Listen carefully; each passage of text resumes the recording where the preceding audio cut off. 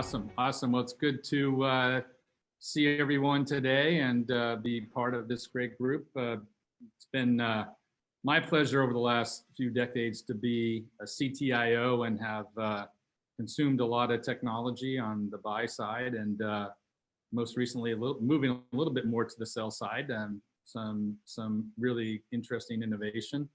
But nothing better to, in my opinion, sort of get refreshed on what's happening in the marketplace today. There's a lot of change going on. Here we are kind of mid-year already, and things are really moving, I think, pretty strongly in the marketplace. And you know, no better place to join in than online, and certainly think about what's happening next. So I'm particularly pleased today to join in with RingCentral and to learn a little bit more about what's happening in their world. But also, as we think about that, we've got two other great panelists here today, Troy and Altaf, who have, I'm sure, some great experiences. So before I kind of cut loose and go into some panelist questions, why don't I invite Naveed? Why don't you start us off? Just give us a little bit of color, you know, on RingCentral and the topic at hand, if you don't mind.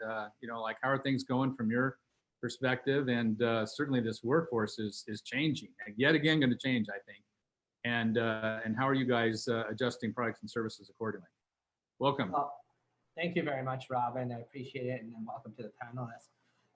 So I really appreciate you bringing this topic together, because the reality is that we went into COVID-19 thinking that, you know, here we are, we got to solve this patch solution, and it's going to be temporary. So we're going to get all the video up and whatever else. And we didn't worry about security or organizational change management or normal good business practices when it came to security or hybrid workforce or compliance or any of those things, right? Or adoption. We just forced it all on top of them and said, hey, go out there, good luck. Especially faculty who would turn around to you and say, I need an instructional technologist to put this together, or a healthcare worker who would say, you know, I need this to be compliant with my EMR system. There's none of that, right? It just happened, boom, let's do it. But what it did is it gave us a launch pad to the future, because you know, there's been a lot of negative as far as like mental health. You're working by yourself and staying home, and we've lost several of our friends and family in this process, right? In this pandemic. But what we've learned is that we, as a species, right, can stop the world, like literally stop the world. 7 billion people come to a screeching halt and say, stop, I don't want to do this anymore, right? And then come together to say, we can do this better, right? Now is the time to take this opportunity, to take this crisis and turn it into an opportunity and say, how do we do it better, right? How do we come back to work? How do we engage with each other, not lose that social aspect of the human species that brings us all together and keeps us together and allows us to exchange these ideas like we're doing online, but also in a hybrid manner, so that when we're back to work, right, we're in the office, we're not excluding the folks that didn't come into the office, right? How do we do this in an inclusive manner? And now, actually, one of the great things that came out of this video online exchange is the fact that we needed to be more thoughtful about inclusivity, right? We needed to see how people who did not have access to Braille readers or accessibility items and things like that make our technology be accessible to them as well and be inclusive to our colleagues. So I think it's kind of woken up the human psyche, right? To say, how do we become how do we become a better species, right? When it comes to collaboration, communication. And there's two parts to collaboration, right? There's collaboration internally, where we're removing the friction internally and communicating in our silos, right? Breaking down those silos. But then there's the communication outward, inbound and outward with our customers, and keeping them engaged and enabling our workforce to create an experience for them that's powerful and engaging, right? So I think this is what we need to all, you know, iteratively adapt to. And I think this conversation today is going to take us through that journey. Yeah. Great. Well, thanks for that intro. Thanks for that intro very much. Yeah, there's been some very interesting and real positive outcomes of this whole, work from home COVID and use video and certainly visits, personal visits have changed. I for one am really glad that my mother-in-law doesn't visit anymore and I can just do like a 3-minute video and be done with it. So really thankful that this has been a very big help for keep my mother-in-law at arm's distance. Troy, welcome. Let me just have a quick intro, Troy. Very seldom do I actually get the pleasure of having two former providers for me in current, world that I work in has me from time to time touching obviously on communications and payments. So I've been a long income customer for many years. So over to you at the beach. How about a quick intro, Troy? Welcome. Awesome. Thanks, Rob. Yeah, I'm the Director of Enterprise Architecture for InComm Payments. For those of you who don't know InComm Payments, we're the back-end rails for a lot of products that you use in most cases every day. If you're swiping a credit card at a Walmart or a Walgreens or Sam's Club or anywhere, you're most likely running through one of our rails. We provide gift cards, both online and physical ones. We provide those reloadable Visa and American Express cards that you can have. If you have your taxes done at Jackson Hewitt, they'll give you your return on the way out the door on one of our cards. So a lot of different use cases for our stuff as well. Whether you ride the MARTA in Georgia, any of the mass transit in Georgia, New York, Chicago, Portland, those little cards are coming out of our shop. So we do a lot of interesting things. I've been with them now for about 7 years, came from a position with American Express doing similar types of things. Was their director of database services for a long time as well. So yeah, good to be here. Welcome. Thank you. Altaf, over to you. How are things at the University of Kansas? The only one I have not been able to consume yet, either as a buyer or seller, but pleased to have you here today. How about just a little background from your end? Yes, I'm Altaf Uden. I serve as the Director of Information Systems at the School of Pharmacy, overseeing PharmD program, Technology for PharmD program, and the NIH and other external grants we get for research. We have 3 distinct locations that we operate from the pharmacy school. So we have students who are geographically separated but are actually attending the same class at the same time, taught by the same professor. And we have been doing this for more than a decade now. So we definitely had a little bit of advantage in moving into this crisis and sort of, limping through a little better. So good. Well, the summertime right now is usually, I think in universities, the summertime is most people's holidays, but you guys are usually do a ton of work right over the summer, getting ready for the next year. That is correct. Big projects looming out there for connectivity university this coming fall. Are you expecting big changes that students coming back and faculty already? I mean, I imagine you're just kind of crushing it this summer with some pretty interesting projects. Yeah. So we had students actually go either fully from home or hybrid for since March of 2020. So it's been more than a year now.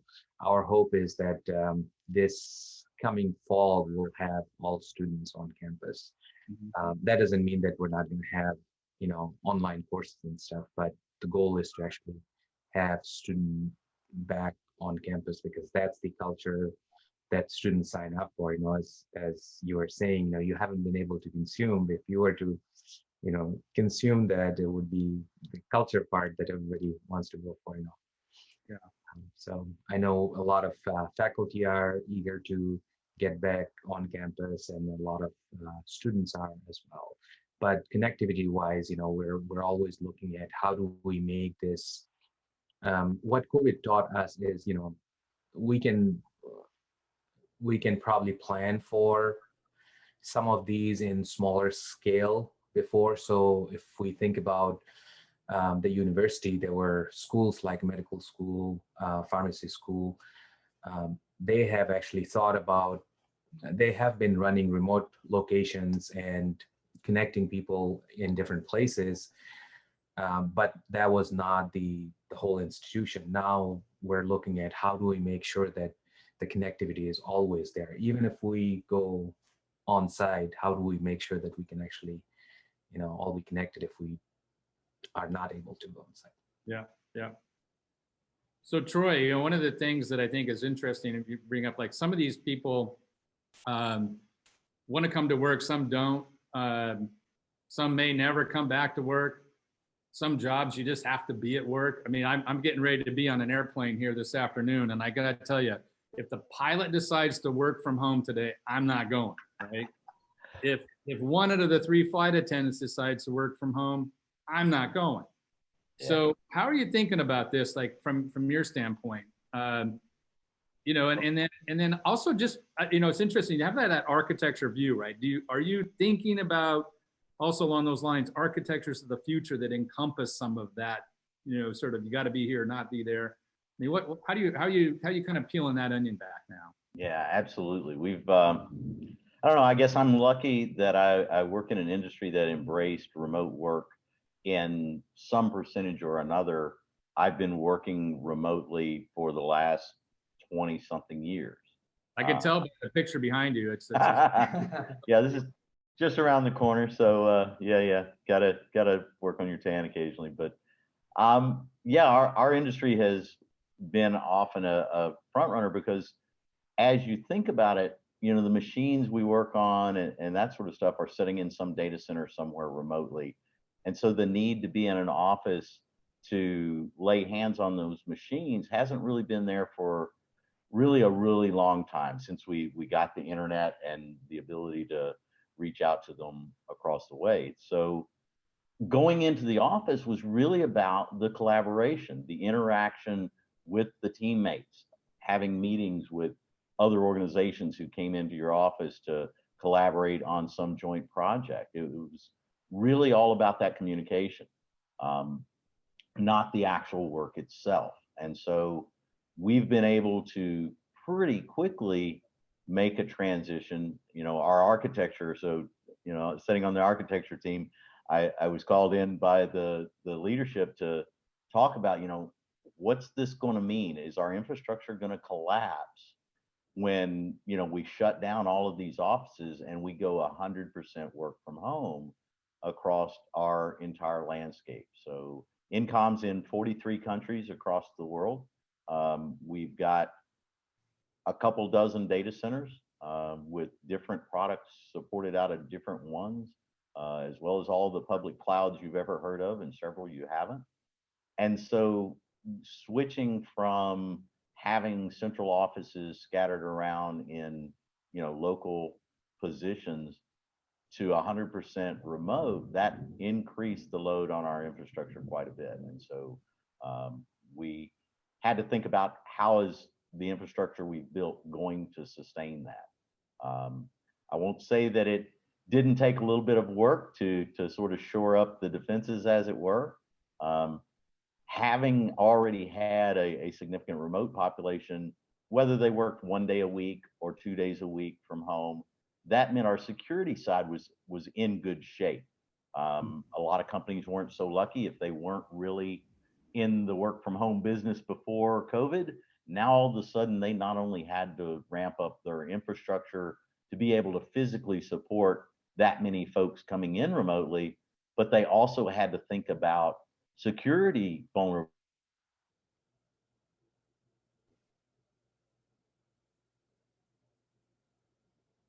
With that, we did, of course, take the opportunity to look over it a lot closer and make sure we checked all the boxes and stay ahead of the curve there.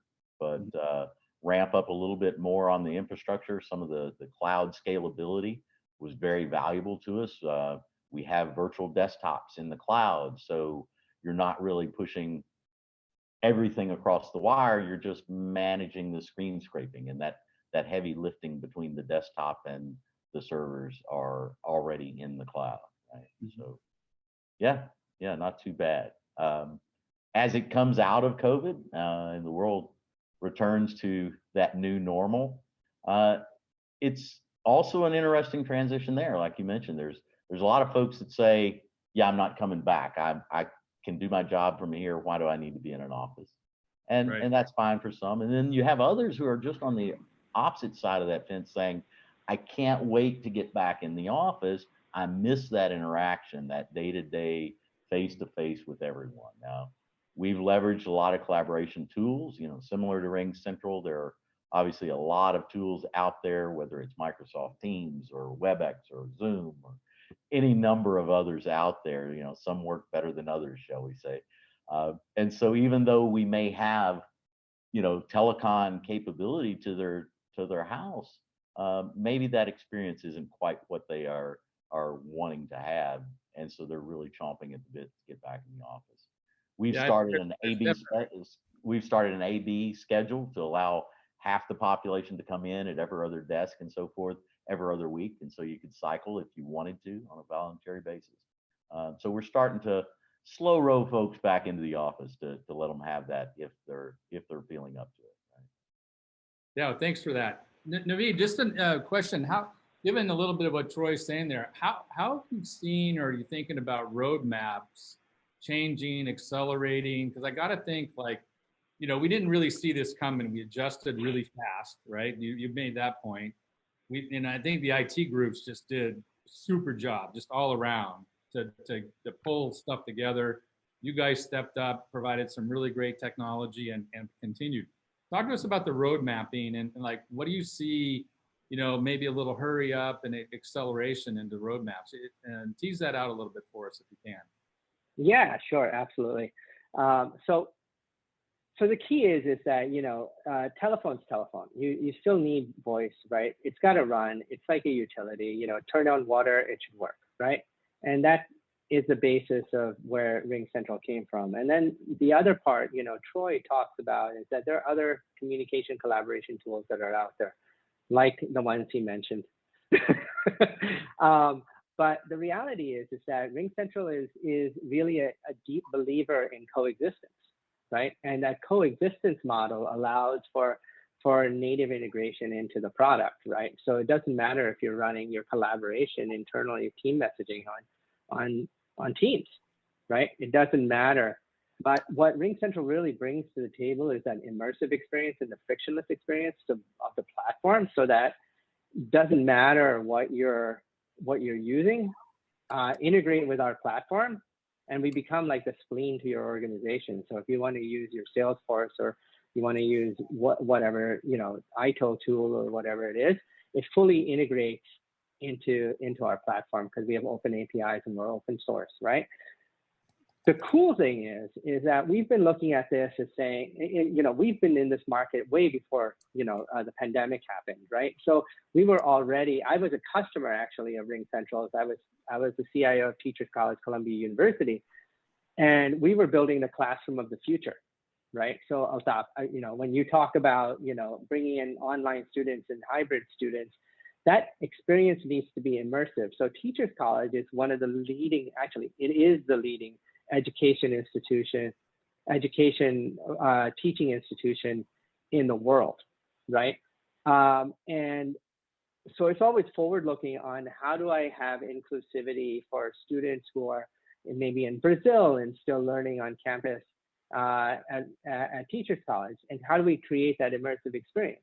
So part of it is building the infrastructure in your offices so that when people come on campus, right, they can have normal conversations at the tone we're having our conversation at.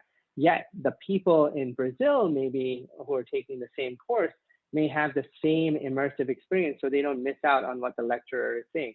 So designing the classroom so that the faculty member, when they're teaching the class, is following the pattern on the carpet so they stay within the camera lens, right? So that, you know, the classroom is captured, so that there are confidence monitors in the background, right? Creating that infrastructure, right? Coming back to what you're talking about, Troy, is that, you know, that A/B schedule, there are a lot of our customers talking about the A/B schedule.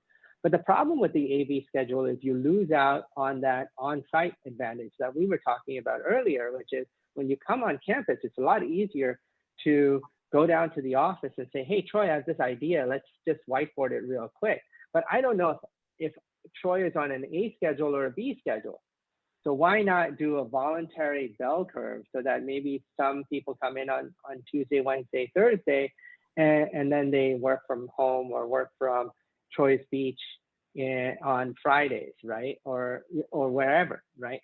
And again, you want to think about, you know, your underserved populations as well, right? So we're talking about people who need to make that commute, people who may have health challenges, people who don't want to get on a plane because, you know, even though, you know, many people are vaccinated, 172 million Americans are vaccinated, 144 million have the full double vaccination, right? That's a huge change in our environment since last year, right?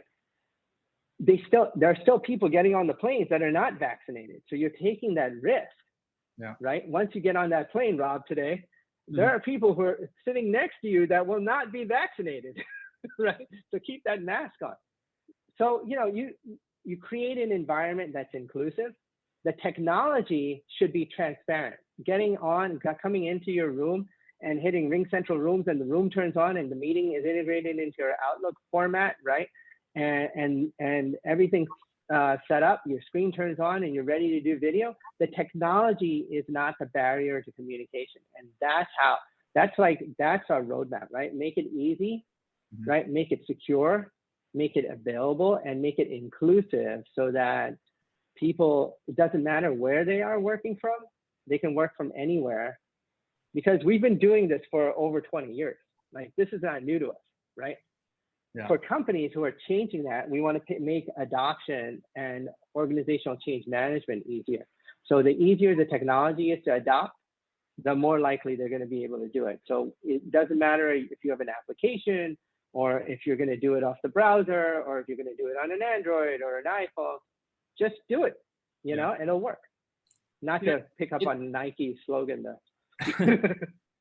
You know, it's just really interesting to see how the morphing, you know, continues, right? And, you know, and like you said, as a species, we've learned how to adapt and grow in so many different ways. And I think we'll probably end up doing the same. It's kind of interesting with the three of you panelists today. We have, you know, a great supplier of telecom communication, collaboration. Incom is, you know, it's a terrific payment platform. And then we have University of Kansas, you know, terrific university, you know, educating the masses. And you think about just the grouping here, kind of interesting that how it's changed just in terms of this last, you know, I would say last pandemic, because it's sort of leading what my question is going to be. But, you know, payments just changed a lot too. Like we didn't go in and do payments, you know, one way. Now we're doing a complete different, you know, kind of form and factor in terms of just how people are thinking about payments and money and now, of course, just the whole idea around education. You know, education with in proximity and remote. Some of our kids, you know, did well in remote and some didn't. Some, you know, some do well in hybrid, right? But I'm just sort of thinking and wondering what happens. What do you guys think about pandemic 2.0?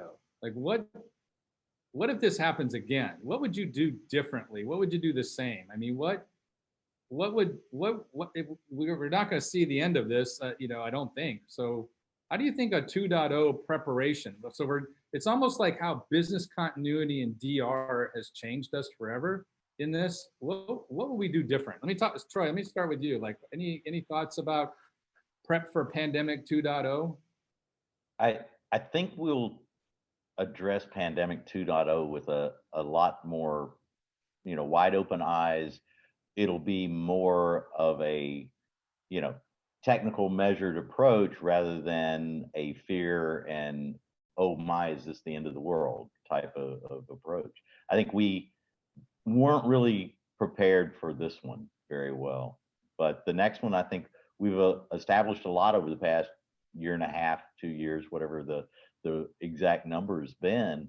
And hey, we'll get through this. We put processes in place. We could fast track other things that we were already working on, but now we shift resources to bring them to bear. We leverage new technologies to be able to continue that collaboration without risking some of those folks' exposures, right? And so I think I doubt we'll shut down the world the same way we did this time, right? We may have a more measured set of constraints, but they'll be really baked into what are our capabilities to work around it. And I think we've shown really, really great resilience to be able to work around something that came totally out of left field, right? Mm-hmm. So, Altaf, thoughts from you? Yeah, I agree with Troy that, I think we'll probably approach it differently. And I think one of the advantages for that pandemic 2.0 would be the fact that we have knowledge of this one. I think previously it was probably, some specific groups, maybe technology groups, IT personnel or others were thinking about, what happens if, we can't come to work, or what happens if, some of my employees needs to, go on some sort of time off or something. I think now the thought of needing to be prepared for pandemic 2 is actually in the minds of every leader in every organization. So I think the approach would definitely be different. Now, anytime we're thinking about what solutions do we want to put in, we're really thinking, is this solution sustainable and, in a situation that we do not have today, and how scalable would this be? So I think the knowledge from this one would probably serve us well for that next one. Mm-hmm. Mm-hmm. Naveed, what do you think? 2.0? Well, absolutely. I mean, I think pandemic 2.0 will come. But I agree with Troy. I don't think it's going to stop the world next time.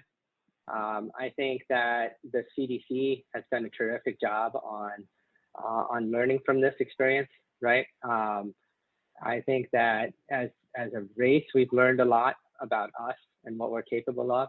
But now, we also have the technology in place, right? People who were technology averse and said, oh, I really don't need to have my people work from home. Like public sector is a great example, or government is a great example of butts in seats, right?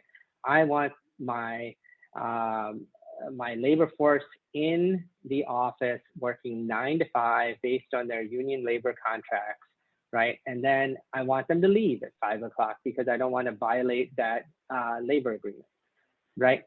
That's all changed. I mean, the labor unions have become more adaptive, actually realizing that they need to change and be able to adapt to this new technology. People are having the conversation saying that, this is a new work environment. We need to balance, I quote Ariana Huffington, it's not work-life balance, but it's work-life integration, right? That's what's happened. And I think we do need to get to some point where there is some work-life balance as well, because we went, forward thinking, hey, let's just keep working, and there's no balance, like work 24 hours, and people went nuts, kind of, tired, exhausted, and kind of burnt out, right? And now we're learning to leave 5 minutes before a meeting, or leave, make meetings 5 minutes after the hour so that people have time to get in, so that we can schedule it, make them 45 minutes instead of an hour, make them 30 minutes instead of an hour, right? Give people coffee breaks, give wellness days, right? I mean, RingCentral is actually taking Juneteenth off, right, for a wellness day and to recognize the holiday, right? those are some of the things that, you know, when I was saying that the human psyche has matured through this process, we've learned that we all need a little help. And the only way we can grow as a species and get better is together, right? And from a technology perspective, we have the communication collaboration tool, we have the, you know, we have the coexistence model and the platform and the integration, you know, with intercoms and folks like that. But at the same time, you have to have the thought process that incorporates the change management, right? Having your dog sitting on your on your lap as you're doing a video conference, that's completely acceptable today, right? Before you were like, oh my God, you know, Fluffy is making noise. I'm really sorry. I apologize. Nobody apologizes for their kids in the background or the dog sitting on your lap. We've learned to be sympathetic and empathetic. And I think that's what's going to happen in the next wave. And we'll know that it's coming, and we'll be more forthcoming that there is a pandemic coming, and we need to take precautions rather than hiding it like some of the governments did in the past, which led to the expansion of the pandemic and making it more severe than it needed to be. I think we'll catch it faster. I think we turned vaccination from 0 to 10 year, you know, to 5 year releases, 5 to 10 year releases to less than 2 years. That's phenomenal. That's open source vaccination, right? So yeah. I think as a species, I'm definitely bullish on this species. You know, I think we're gonna adapt, and we're gonna conquer greenhouse gases, and we're gonna conquer pandemics, and we're not gonna let anything hold us back. So, rah. Very encouraging. I just want to personally say that I think the pandemic showed me that I look really pretty swell in Lululemon. I didn't know I looked so good in Lululemon, you know. So not so sure about Hawaiian shirts, but I think you know, we all learned how to, you know, it's like a mullet. You know, we're business on top, and we're, you know, relax on the bottom. You know, just, you know, sort of. So I think we learned how to dress a little bit differently too. For those. So Rob, you are wearing pants, right? Yeah, I am wearing pants. Yeah. I mean, actually, I'm in the office. So I actually, you know, now what's happening? My wife is actually dressing me in the morning. And said, "You cannot go out like that. The Zoom, you know, RingCentral conferences were one thing, but you can't go out like that." So now I you know, I have to. Garanimals is dressing me. So one big question in my mind, I sit on a board for Children's Hospital, and the pandemic, you know, came and hit us in March. We didn't have a lot of time to react, especially with budgets and spending. You know, with universities and a lot of healthcare, they run a June to June budget. So a lot of companies were stuck really with the budget at hand, even though we kind of closed down T&E and we closed down some, you know, some things that probably helped us from a budget standpoint. But one of the things that was really profound to me, honestly, as an executive, was how in the hospital world we could adjust really quickly with a new budget, because we said, okay, this is going to be around. We're going to have to figure this out, right? And so here's a CapEx, OpEx kind of new model. And I think you brought up, a couple of you, the security, right? We had to kind of think about security a little bit differently. Remote medicine, you know, got invested, which was fantastic. So great outcome. But I'm just wondering, like, how do you all think about budgeting now? You know, here we are in this year, you know, we're halfway through, or we're the start. I'm sure that Altaf is like at the start of his budget now, or heading into a whole new budget season. Just curious, give us just a little snippet. We're coming in probably about the last 10 minutes of our show here today. But Troy, give us just a little bit from your perspective. How do people think about budget, and included in that too? Because I know some people are having to pay for, you know, faster internet, you know, new and improved Lululemon clothes, for, you know, all that new, you know, haircuts that we're not getting. I mean, how are people supplementing, thinking budgets? Over to you, Troy. Give us some idea about how you guys are thinking about it. Yeah, those were some of the most interesting of the early conversations as we moved into this lockdown pandemic type of world. As a privately held organization, which INCOM is, EBITDA is everything, right? So that means you want as much CapEx as possible and zero out that OpEx line. Well, as you move into the dynamically scalable cloud spaces and so forth, well, that's all OpEx spend. And so it was interesting how quickly our leadership was able to wrap their head around a complete 180-degree change in their financial model. And then what can we do in order to claw back some of those advantages that we were getting from the CapEx with this new significant OpEx spend. So yeah, those were some interesting conversations early on that really put a face on the front of, hey, we're going to be in this for a while. We've got to look at it from, we're running a business here. You got to look at that budget. You can't just say blank check because there's a pandemic, right? So yeah. How about you, Naveed? How did the budgets change on your end? So actually, part of my title is I run verticals, right? So each vertical has a different approach to it, and one of my specialties is actually public sector and education. And what the common handshake in public sector and the June to June budget is, right? It's not like this, right? It's always like this, yeah. Right? So, and I come from that perspective because I spent, 15 years in that realm, actually more than that, 26 years in that realm. Yes, I'm actually 26 years old. I started at 1. Yeah. Yeah. But I always wanted to take an approach to technology as, you have redundant systems and you have the bottom 10% of your budget that you can always scrape off every year. I did some zero-based budgeting for Dartmouth University a couple of years ago and helped them reset their budget, right?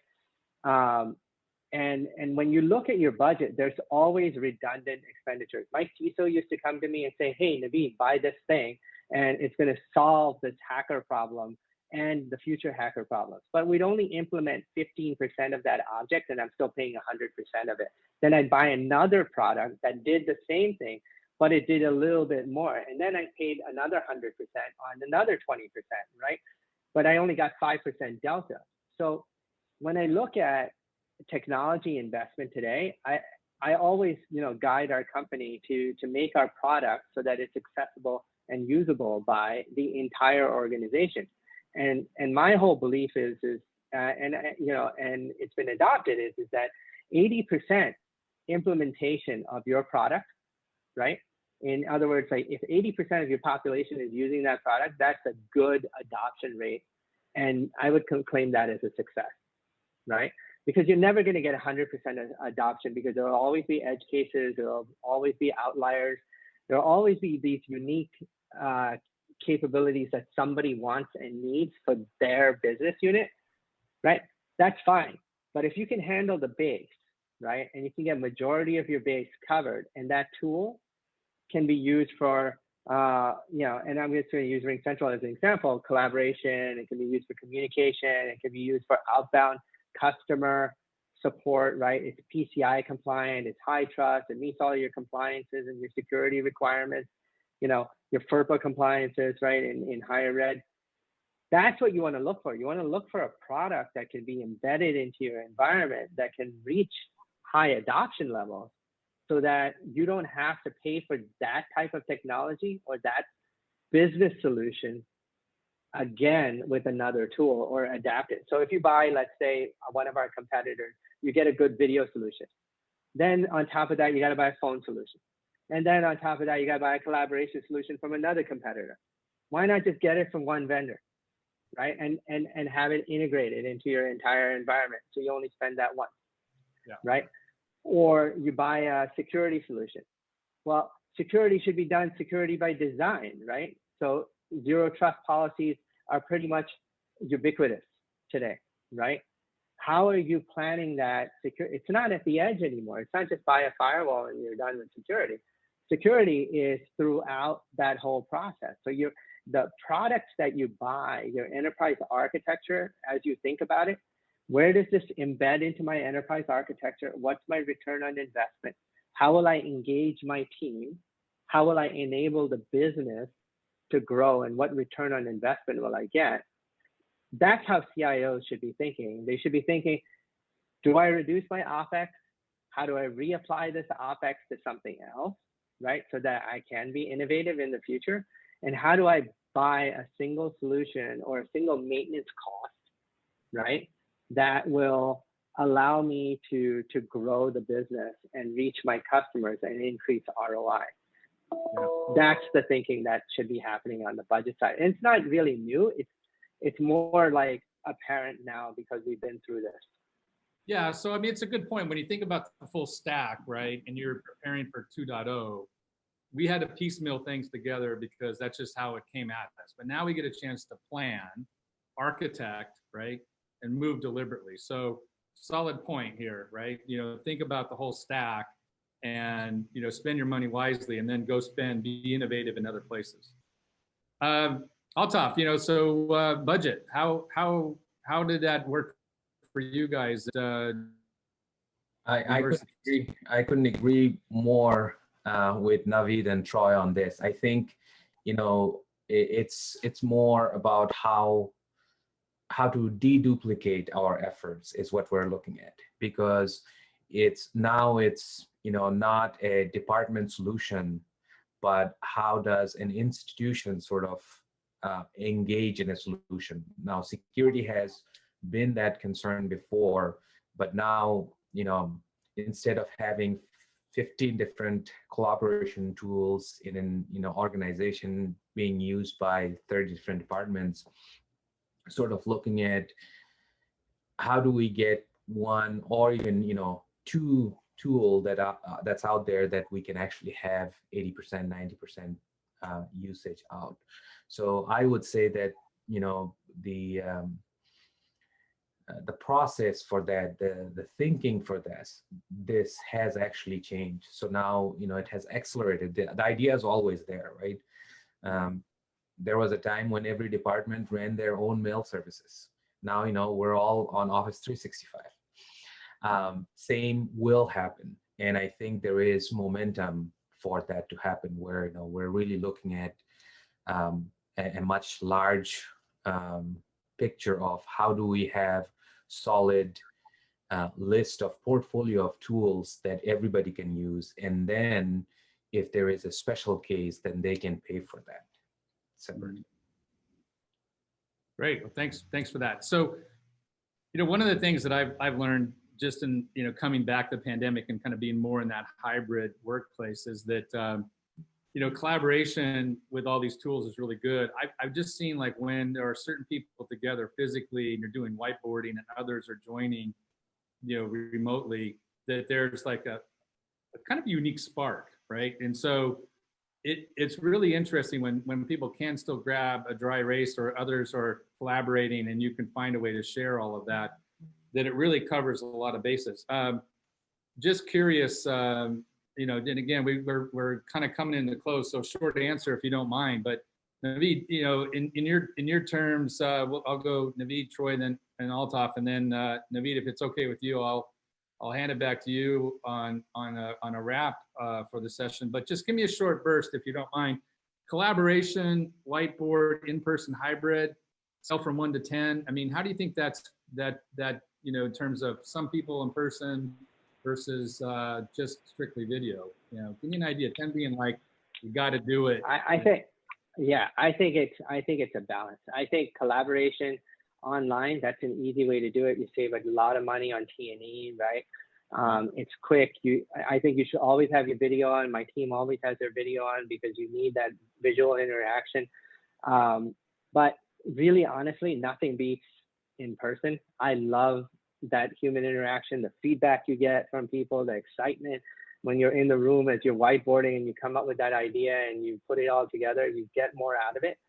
I think it's a balance. What'll happen is that majority of our operational activities will take place on video and less people will be going into the office. I think on a quarterly basis or once a month or something for a week or whatever, we will all come on site so that we can have that human interaction. But that balance has to happen with the companies, right? And I want to address Sylvia's question here because this is like the right time to do it. Sylvia's question was, she wanted some input on the work from home model and moving forward, right? And companies realize that they can save space and downsize office space, right? Now employees pay for their internet utilities to stay cool and warm. I know this is a key problem actually in Denver. I have a team in Denver that's sweating because they have brownouts in their neighborhood because they can't get air conditioning.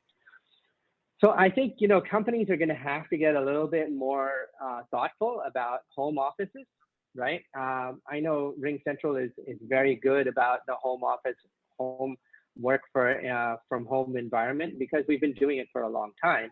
And they've adapted along the way, you know, giving, you know, supporting us through our expenses, right, for internet and things like that.